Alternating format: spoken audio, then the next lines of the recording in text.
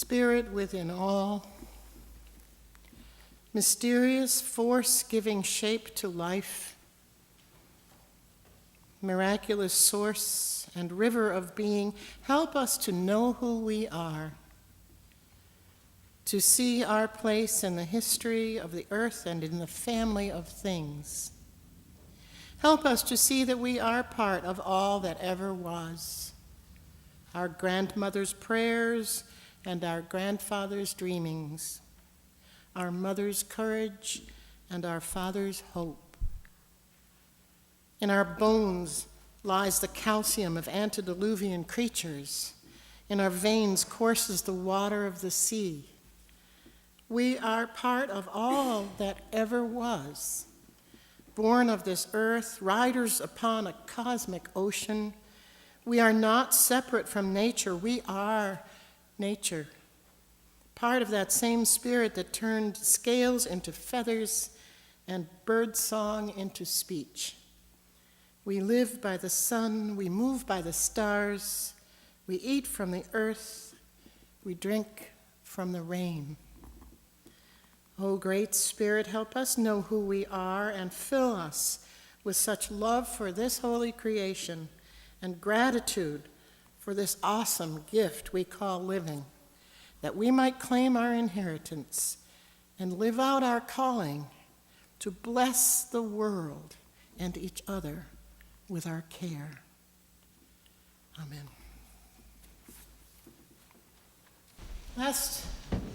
Early last summer, I guess it was, I was once again reading Tara Shuman's blog.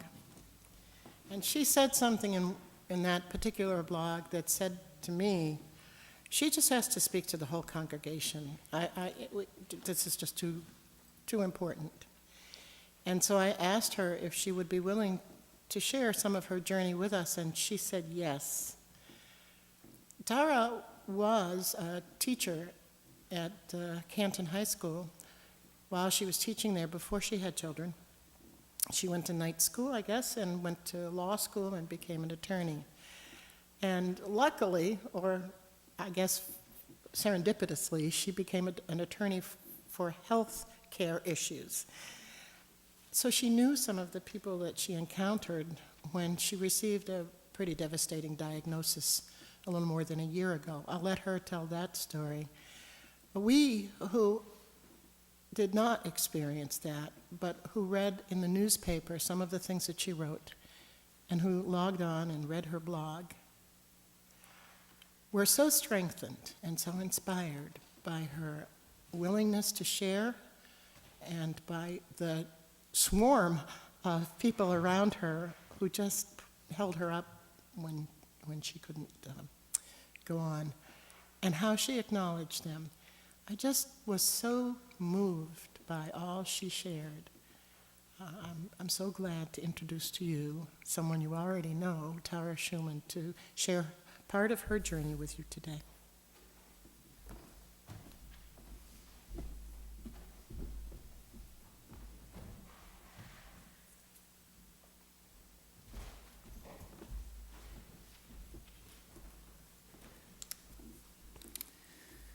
Well, thank you all so much for inviting me to speak. I really do consider it a great honor to be standing up here, and I haven't taken lightly the responsibility to try to say something that's worth all of your time. So I wanted to start today with a poem with which most of you are likely familiar. It's called Footprints, and while the original version may date back to 1880, the author of this version is Mary Stevenson. And she says, "One night I had a dream. I dreamed I was walking along the beach with the Lord, and across the sky flashed scenes from my life. For each scene, I noticed two sets of footprints. One belonged to me and the other to the Lord.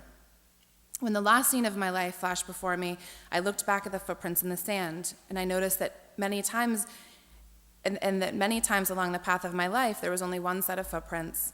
I also noticed that it happened to be at the very lowest times and saddest times in my life. This really bothered me, and I questioned the Lord about it. Lord, you said that once I decided to follow you, you would walk with me all the way, but I have noticed that during my most troublesome times in my life, there's only one set of footprints. I don't understand why in times when I needed you most, you should leave me." The Lord replied, "My precious, precious child, I love you and I would never, never leave you. during your times of trial and suffering, when you saw only one set of footprints, it was then that I carried you.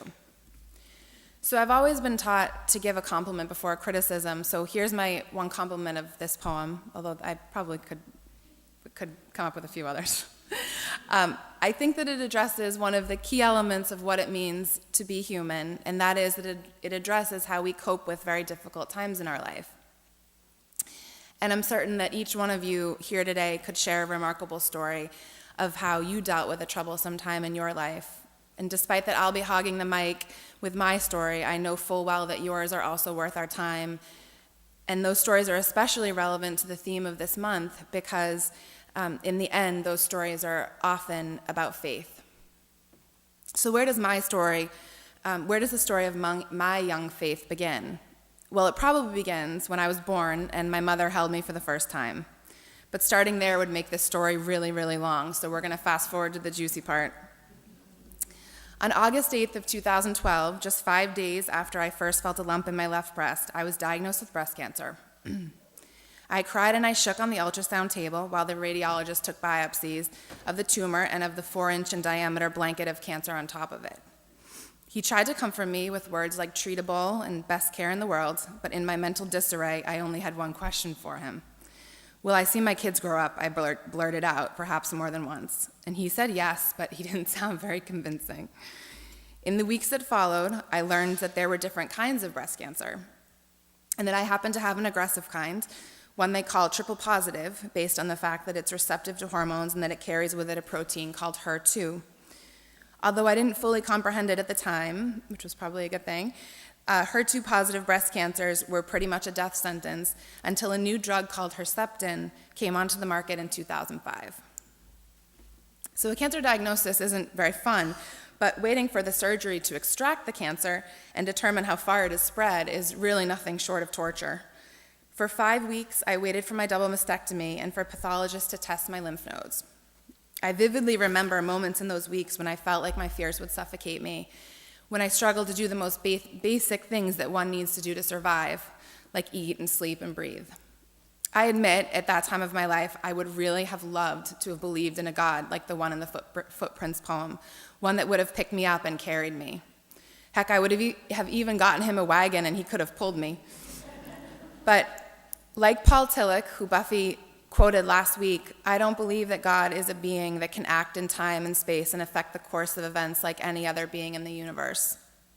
I didn't believe that God gave me cancer, and I didn't believe that he could take it away. In the past year, I've come to believe that there's a big difference between religion and faith. Anyone can have a religion, but faith is something that needs to be sculpted and cared for. Religion can be taught and practiced, but faith needs to be earned and felt and protected. Prior to getting cancer, I had a religion, but I hadn't yet really started to shape my faith. I think that was because I had never really felt a reason to, and because having faith takes really hard work. One of the many things I love about being a UU is that we're encouraged to analyze our faith.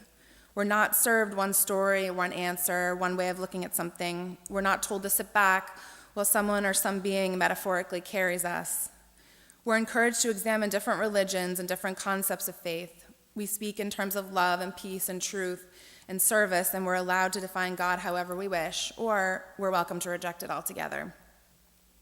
There's a character that I recently saw in a movie who I think would really like these UU beliefs. His name is Patel, and the movie was Life of Pi.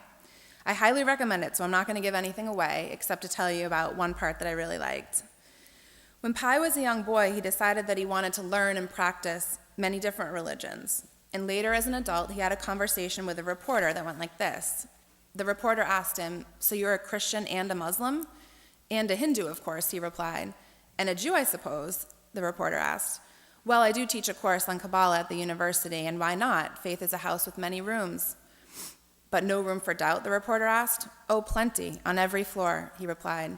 "Doubt is useful. It keeps faith a living thing. After all, you cannot know the strength of your faith until it has been tested." After my cancer diagnosis, I doubted a lot of things, like whether I would live to be 34 and whether my 1-year-old and my 4-year-old would remember me when they got older. I doubted my cells and whether my body and my mind could survive what they were about to endure. In those dark times, without even realizing it, I had started to build my house of faith. As many of you already know, and as Buffy alluded to, my house of faith includes a blog. I write because it helps me work through scattered thoughts that I really can't grasp until I sit down and play with them on my computer screen. Early on, my blog gave me something to do when I was up at 3 in the morning and scared out of my mind. It gave me a place to start to sculpt what I really believe in. And it became my assurance, or perhaps my insurance, that if something happened to me, my kids and their kids could still know who I was. Writing was, and continues to be, my daily sanctuary. So immediately after my diagnosis, the foundation of my faith was, in all honesty, modern medicine. I know that some people think of science as the opposite of faith, but I don't see it that way. If faith is a trust in something that can't be seen and has no proof, then it makes sense that I would need to have faith in science and in the people who have dedicated themselves to it. After all, I'll never know more about cancer than my oncologist does, and I can't wake up each morning and see if I have cancer growing in my body. I can't feel what the Herceptin is doing to save my cells from forming another tumor, and like any human being, I have no proof that anything I hope for in the future will actually happen, save that the sun will rise the next day. I realize now that this past year, I built my house of faith on the belief that the best modern medicine, at the fingertips of smart, kind, dedicated people, could save me from cancer. But I didn't stop there, as Patel implies that we shouldn't. I started to add on rooms, because even though a solid foundation is key, most of us don't usually want to live in the basement. Mostly thanks to the amazing people who surrounded me throughout my life, or even just certain parts of it, and who taught me and cared about me, and who gave me books and articles and songs and countless other gifts and stories that after my diagnosis inspired me to think and to write, I was able to add on to and then even decorate my house of faith. For instance, I added on a room for music, and I wandered there when no other room could help me. I distinctly remember coping with some very difficult minutes by simply repeating over and over the lyrics to Bruce Springsteen's "Waitin' on a Sunny Day." I also added on a room for education, because I have faith that education is the beginning of all progress in the world, whether it be medical, social, political, or economic. And 5 weeks after my first surgery, I began chemotherapy. And I had been pretty terrified about the chemo for a while, but by the time it rolled around, I felt surprising peace about it. My faith felt like it stood on some solid ground, and after my first chemo treatment went smoothly, I felt like I was in the bit of a beating cancer groove. Then came Halloween, the day of my second treatment. Much to my surprise, I had an anaphylactic reaction to one of my chemotherapy drugs. It was a truly terrifying experience for me, and perhaps more so for my mother and my husband who had to witness it. I left Dana-Farber that day, having received my Herceptin, but not its key chemotherapy partners. And I left having to digest the reality that I was deathly allergic to the drugs that were supposed to save me. That was a Wednesday, and the next Sunday, I sat right over there, and I listened to Buffy speak about courage. I cried when our chorus sang, because they're so darn good that their music makes it impossible for me to suppress my suppressed emotions. And in this place that typically brings me such peace, I was really scared out of my mind. The foundation of my faith felt cracked. The weeks that followed were some of the hardest in my life.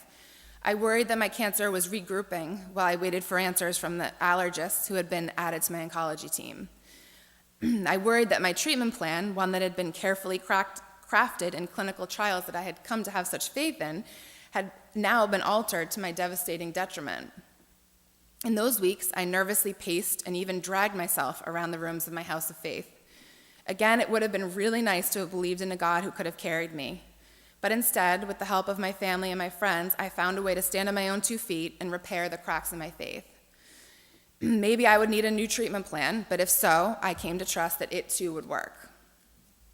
2 weeks later, I was back on track receiving my chemotherapy through a desensitization process in the ICU at the Brigham and Women's Hospital. By the end of 2012, after a few other bumps in the road, I had finished my chemotherapy regimen. I've continued with my Herceptin infusions, and I have just 1 Herceptin treatment left before my year of infusions is complete. Even over a year later, however, cancer is still almost always on my mind. I've continued to decorate the rooms of my house of faith with beliefs that I have formed in all sorts of different places, from within the walls of the sanctuary to hospital rooms to infusion suites. I've shaped my faith over my kitchen sink as my nose bled, and I've shaped it in the car with my mom driving to and from my treatments. I've shaped it while apple picking, while watching my son play baseball, and while watching my daughter take care of her dolls. In writing this speech, I realized that if I believed that there was a God who would just carry me, that I would have missed discovering my own deeper faith. Now, don't get me wrong. I don't judge or question someone else who believes that their God can carry them through difficult times. My whole point is that every person needs to discover his or her own faith. It's just that I wasn't raised to believe that someone or some God would just carry me. Rather, I was raised to trust and to see in practice that I would be surrounded by love and support and encouragement while I figured out how to walk on my own. That is the same message that I want to give my children.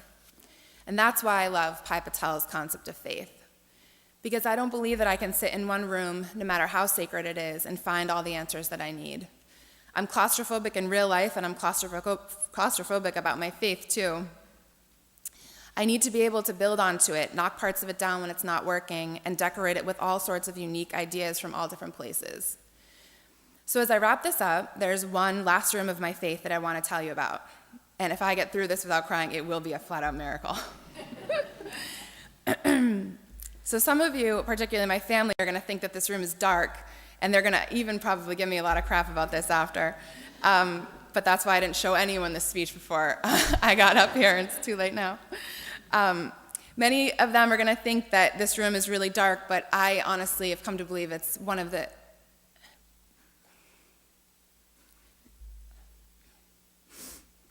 Not crying yet? They haven't fallen? That it's one of the brightest rooms of all. So I definitely admit that there's a dark hallway leading up to this room, and that dark hallway whispers to me what I have come to learn in the past few years, that life can change in the blink of an eye.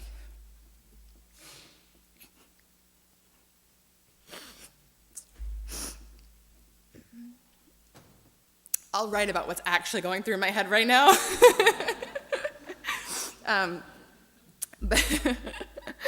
By feeling a lump, or driving down the highway, or maybe even just watching marathoners cross the finish line, I've learned that even without cancer, we are all vulnerable, and tomorrow's never guaranteed.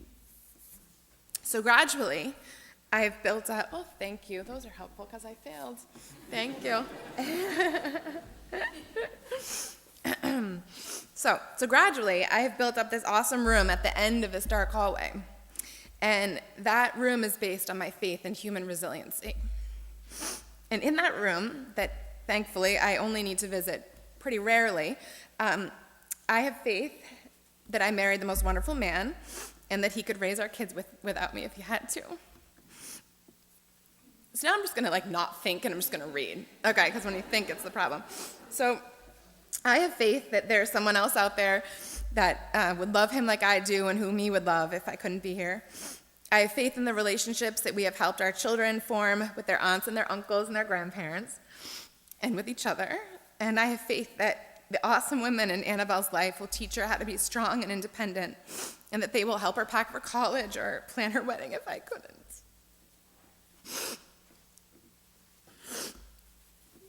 I have faith that my son will love baseball and hockey and do his homework even if I couldn't be there to watch him. And I have faith that my family would still put gifts under the Christmas tree and blow out candles on birthday cakes, and even that Brian would learn to wipe the countertops and clean out the fridge.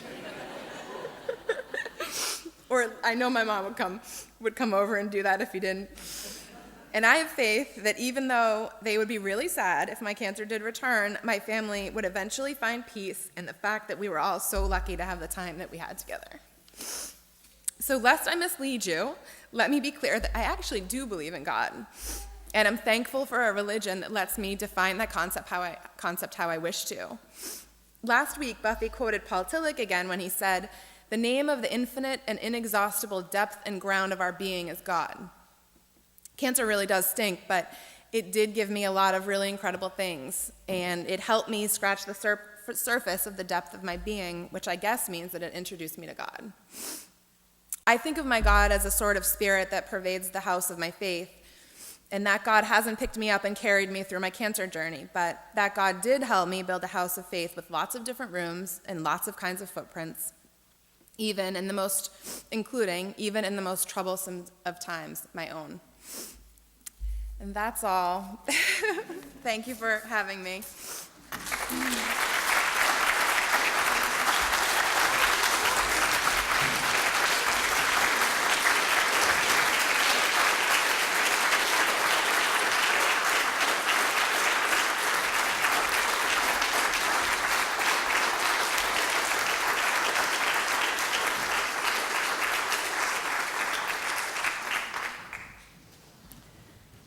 Thank you, Tara.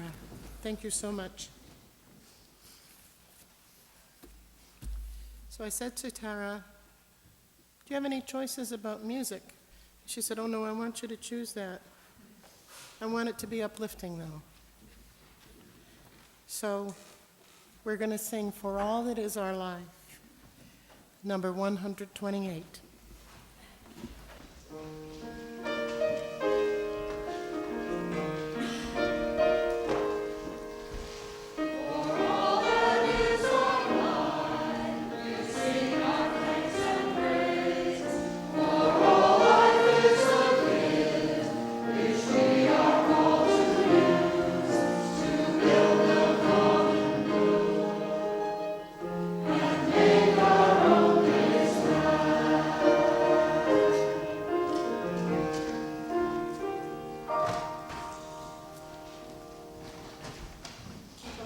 Stand firm in your faith. Be courageous. Be strong.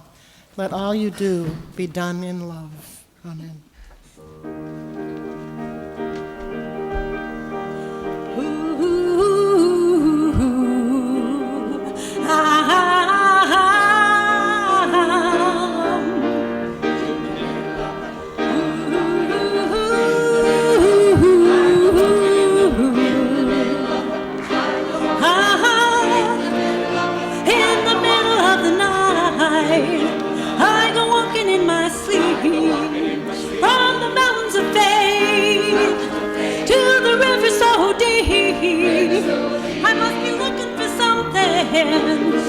Something sacred I lost, but the river is wide, and it's too hard to cross.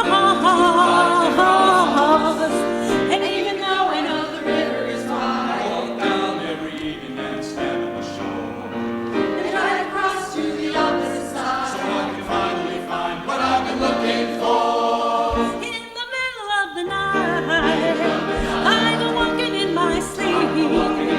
Through the valley of peace.